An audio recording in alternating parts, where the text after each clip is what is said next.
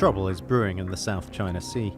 The US says Beijing is building a maritime empire at the expense of its neighbors. And we will support countries all across the world who recognize that China has violated their legal territorial claims as well, or maritime claims as well.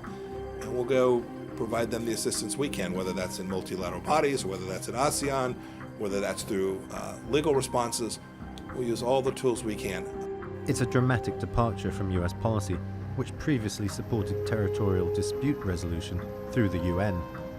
China's claims date back to the 1940s and include the vast majority of the South China Sea.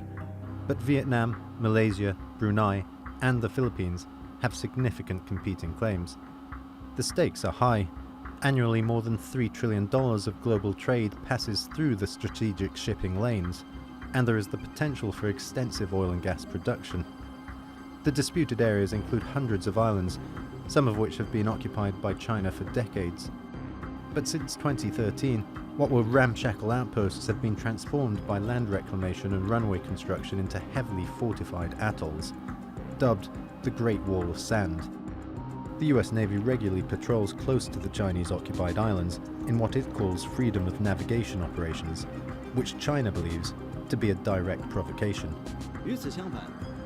The United States has always refused to join the United Nations Conventions on the Law of the Sea, has frequently pulled out from international organizations and treaties, has applied international rules in a selective way, and has frequently sent large numbers of advanced warships and military aircraft to escalate militarization in the South China Sea, to promote a strong power logic and hegemonic practices. But US hegemony is under threat from a rapidly rising China. And with American elections just around the corner, the Trump administration wants to show it's tough on Beijing. Washington has imposed sanctions and tariffs on China and is now claiming credit for the UK's decision to ban Chinese telecommunications company Huawei from its 5G network due to security concerns. As Beijing and Washington continue to trade blows, could it be that we have already entered a new Cold War? And could it end in real conflict? Adam Pletts, The Newsmakers.